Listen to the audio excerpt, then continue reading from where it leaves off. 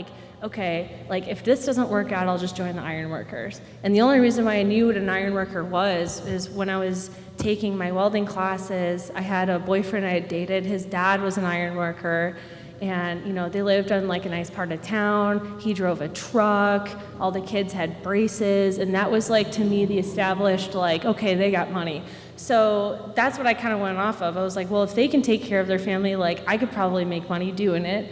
And all I knew was they welded, did something with bridges, and if someone like veered off the road and hit one of those metal medians, they fixed them, and that's it. That's all I knew.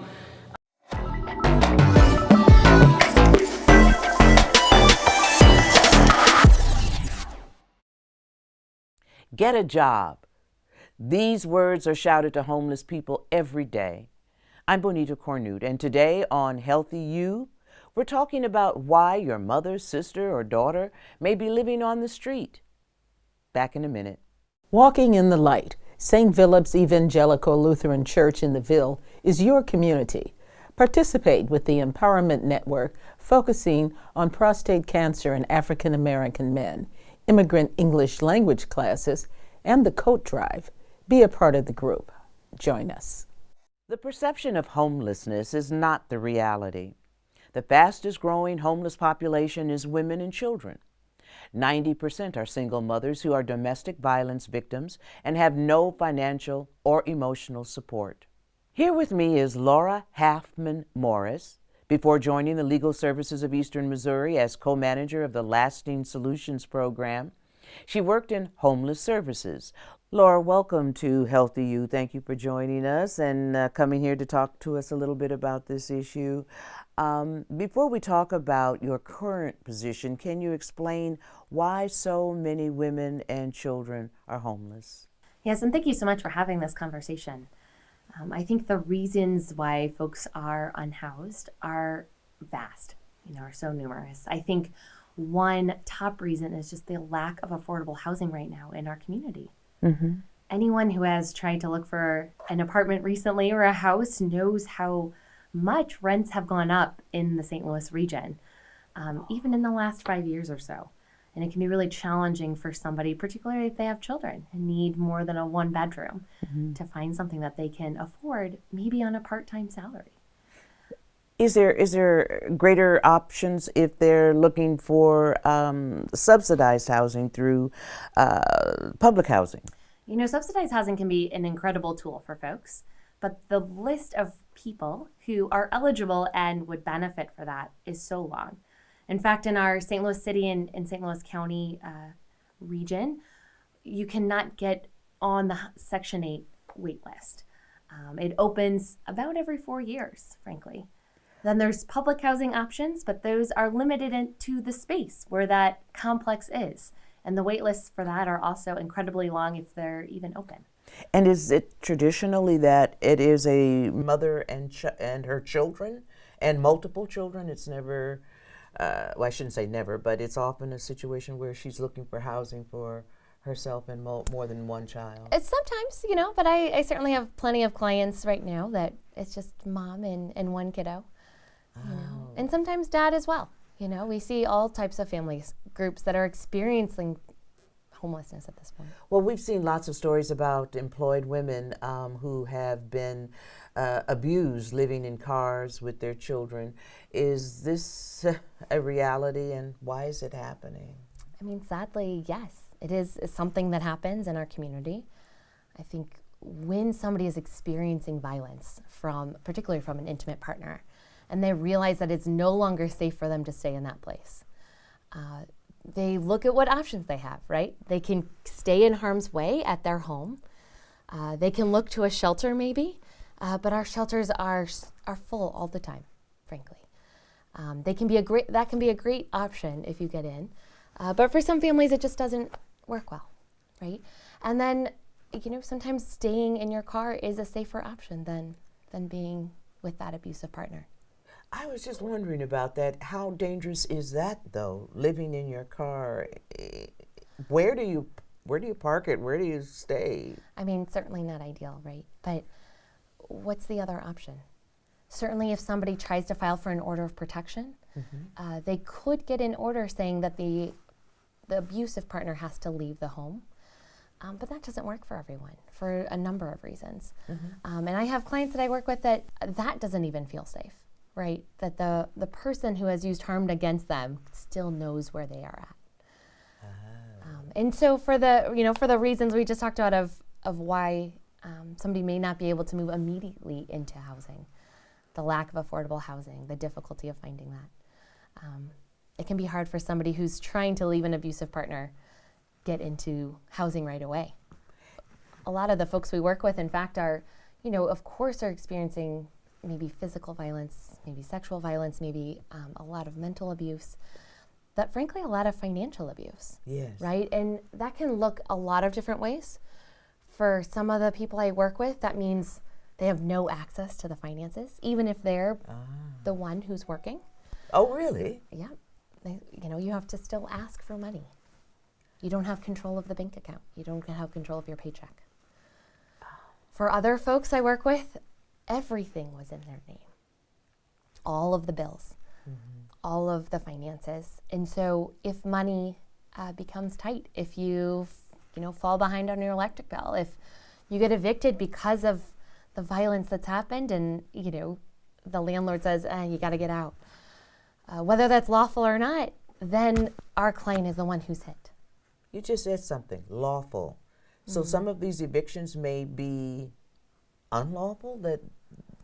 How does that work? Well, certainly we see sometimes the landlords don't like to see the police coming to their property, right? That it's a nuisance. They may tell the person, you need to get out of here. I can't do this. This isn't safe for my other tenants. This isn't safe for my property. Sometimes sometimes our clients just say, I need to leave, and they choose to get out of that property, whether or not the landlord takes them to court. I see. Okay. Well, I was just trying to figure out if there's are there any protections for that person who may be pushed out by the landlord simply due to his or her dislike for the number of nuisance calls? Absolutely. So there are protections, and the landlord has to file an eviction lawsuit to force somebody to leave their apartment or their house. Right? If you're renting, you have to file that case. And the judge has to sign off and say, yes, you need to leave. And there are some protections now for folks who have experienced violence, particularly in subsidized housing. There's some protections under the Violence Against Women Act. Our community also has protection. Recently, I think 2021, we passed a law saying that if you are experiencing domestic violence, you can break your lease. You can ask the landlord. Now, the landlord is allowed to charge reasonable fees, which is a hard part of the law. Because what does reasonable mean? Reasonable, like a fee to leave the property? Oh, you're kidding. What is that called? That's how the law names it. Is that?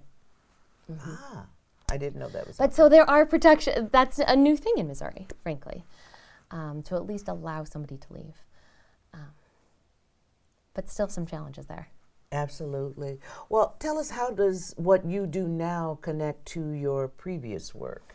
Absolutely. So I was working with transitional housing program with large families, and about 75% of my clients had experienced domestic violence while in the program or before entering the program, and it was the primary cause for their homelessness. So I was seeing how in individual families, this makes such a big impact on somebody's stability.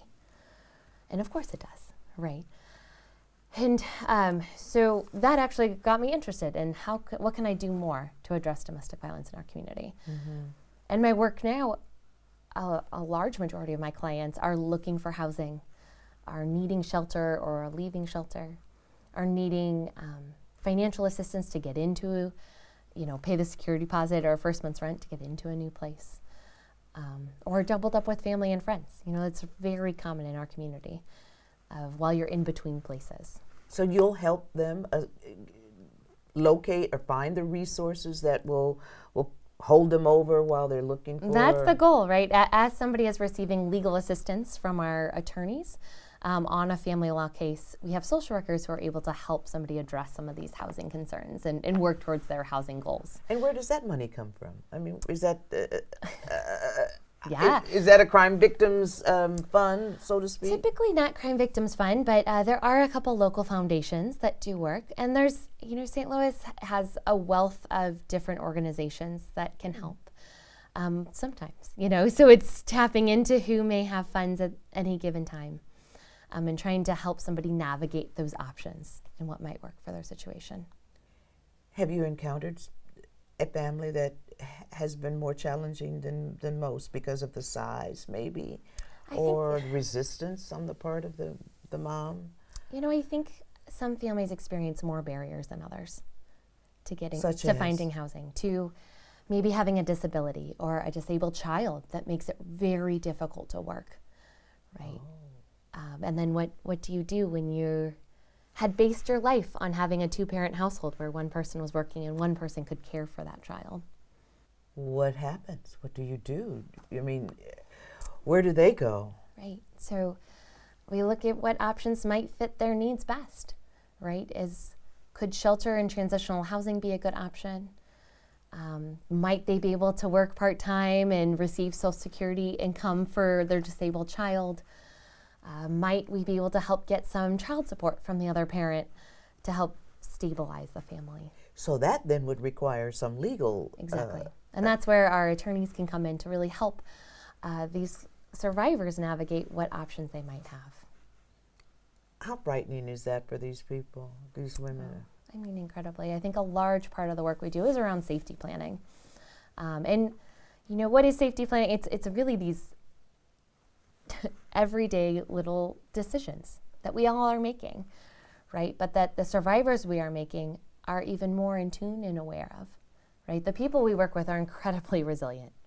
They have lived with somebody who has caused harm, the person they put the most trust in. And sometimes, though, it can be helpful to have somebody on the outside also offering suggestions about what might help to just reduce risk a little bit more. What would some of those suggestions be? Safety planning, that's an interesting term. Sometimes it's as small as, okay, we're going to court for the order of protection. Where do you park your car? What floor do you want to meet on so that you don't have to face this person in the elevator on accident? Where do you want to sit so that we can help you keep your emotional safety, right? And it's not overwhelming before we even get started.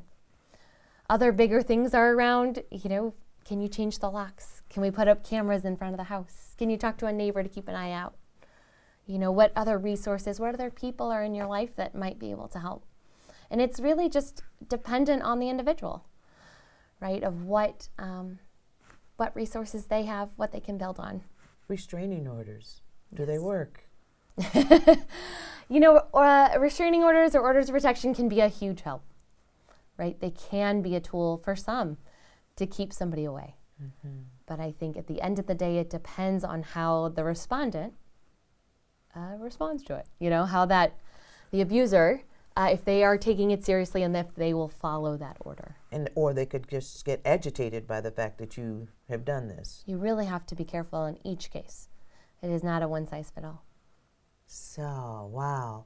Well, according to the CDC, women return to their abusers 8 times before finally leaving.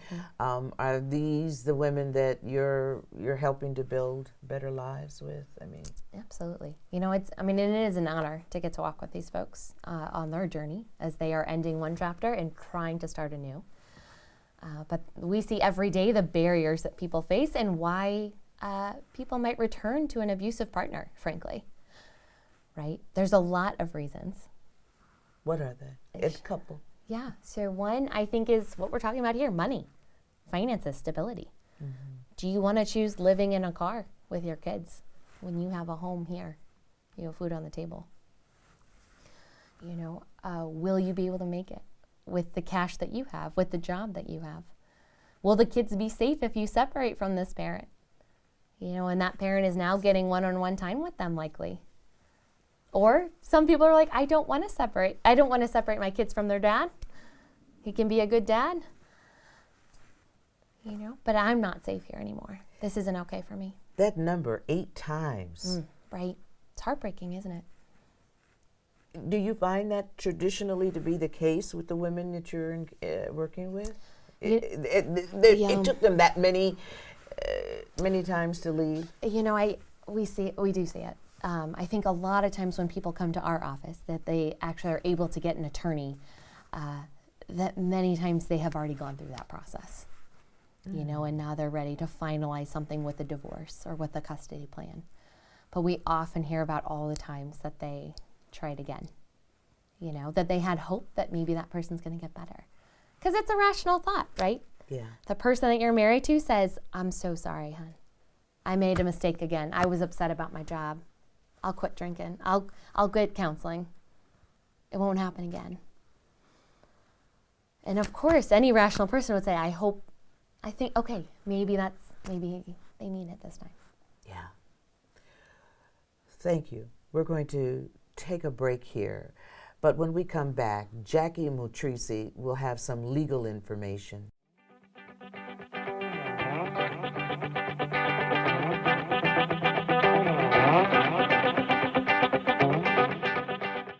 Education St. Louis by the Open Source is an information show about new local learning resources. We even teach history and promote books.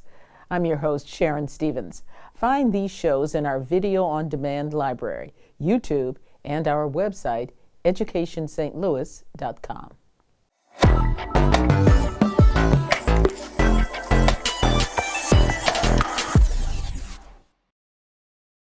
Jackie Motrisi is a senior staff attorney in the Lasting Solutions Family Law Program at Legal Services of Eastern Missouri.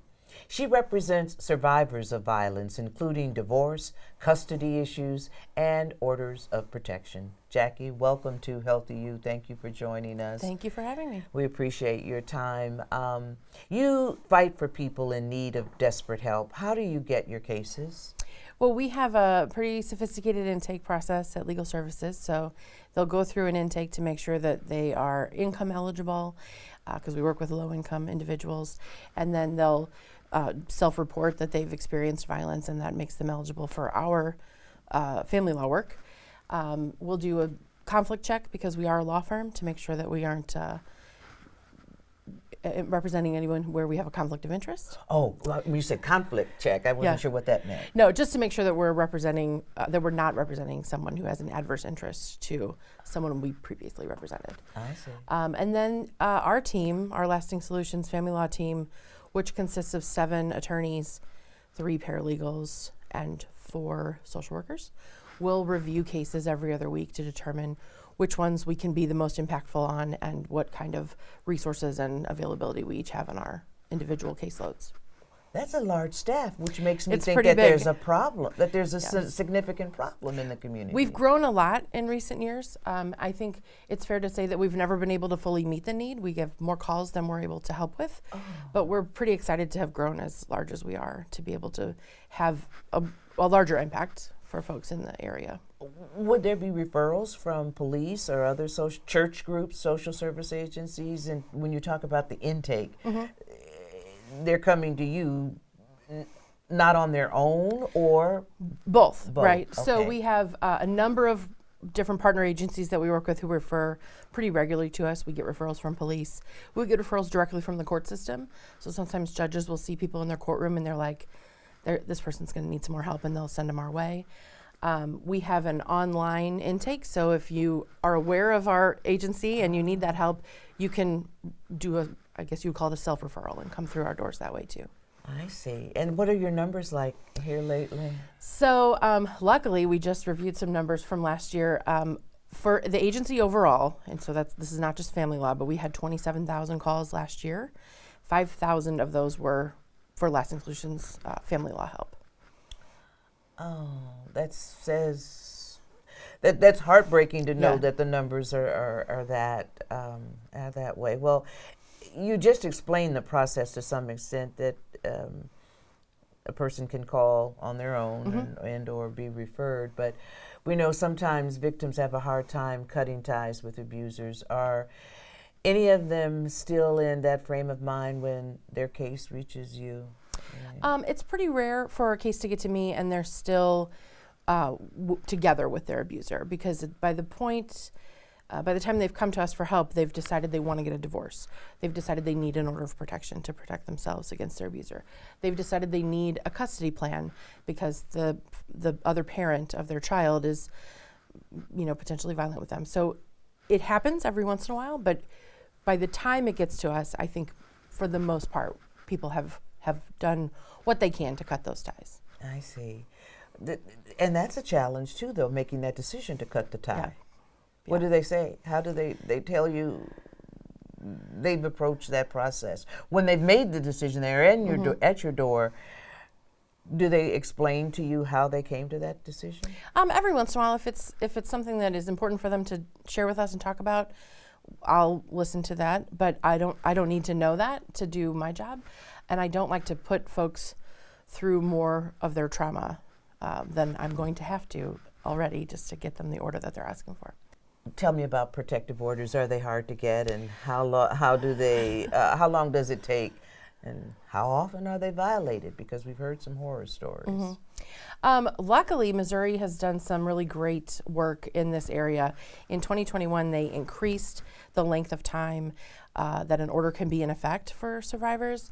So initially, in the olden days, before 2021, your order would last for a maximum of 1 year, and you could renew it twice. So a total of 3 years worth of protection.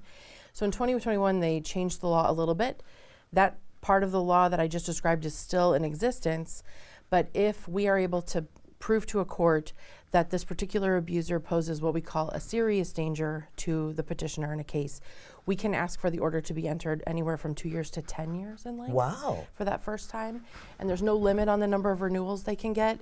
And when we come in with someone on renewal, if we can get that serious danger finding, we can also ask for that order to be renewed up to the lifetime of the respondent. Well, let me just say this. Who's going to really wait? I mean, it's possible that someone could want to harm another individual over a 10-year period? It could last that long? Oh, yeah. I think I've seen a number of cases where abusers just sort of get their hooks in, and they, especially when there are children involved, right? So if you have a child with somebody who's abusing you, you're tied to that person for at least 18 years while you raise that child, and legally so by the courts if you've got a parenting plan in place. So I found a lot of judges are kind of looking at the age of the children when deciding how long they want to give an order of protection for, figuring, I'm speculating, but I assume they're figuring that they'll try to keep that person safe at least while they're tied to them for co-parenting purposes. I'm just thinking, get over it, move on. I wish they would. I wish they would, yeah. Seems like, well, once an order is violated, what is the recourse for the individual?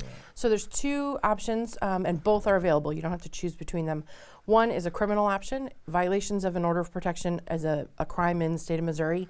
The first violation is a misdemeanor, and beyond that, they escalate through the felonies. I don't know exactly what class felony they become, but the more violations you have, the stronger the sentence can be.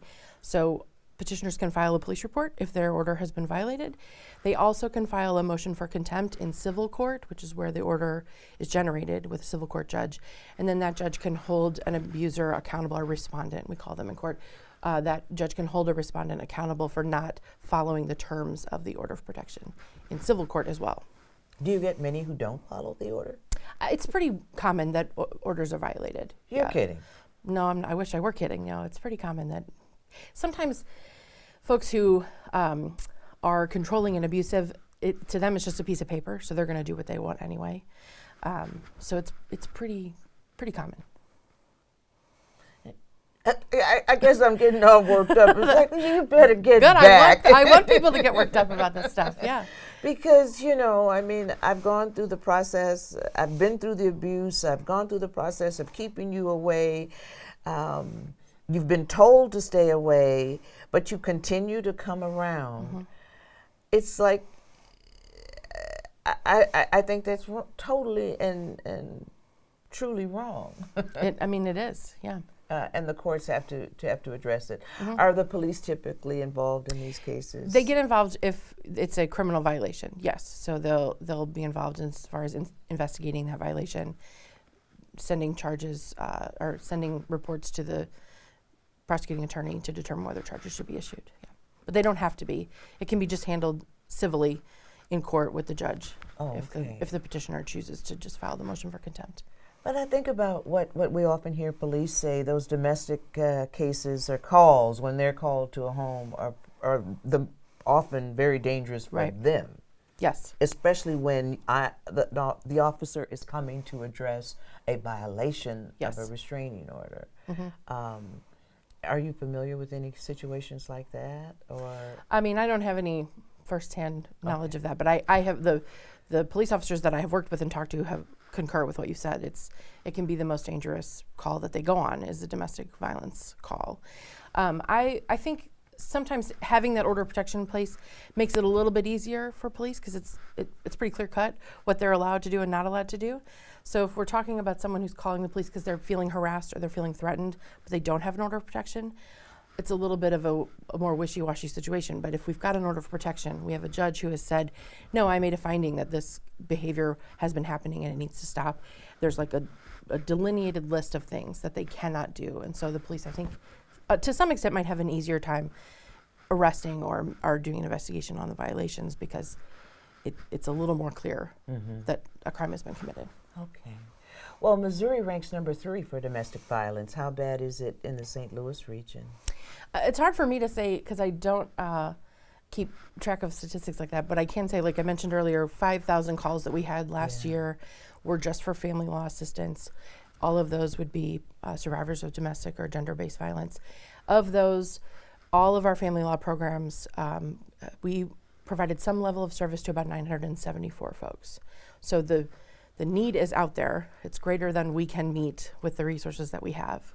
And you've already expanded your staff. And we've expanded our staff once, yes.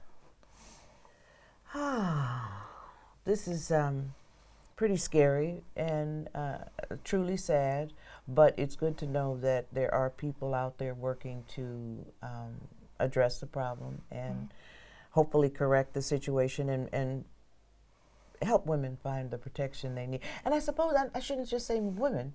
Are men ever in that situation too? Yeah, I don't know the stats on it, but yeah, it's domestic violence is something that kind of doesn't really discriminate. Socioeconomic status, race, gender, it's happening everywhere. Well, thank you so much for your time. We appreciate it.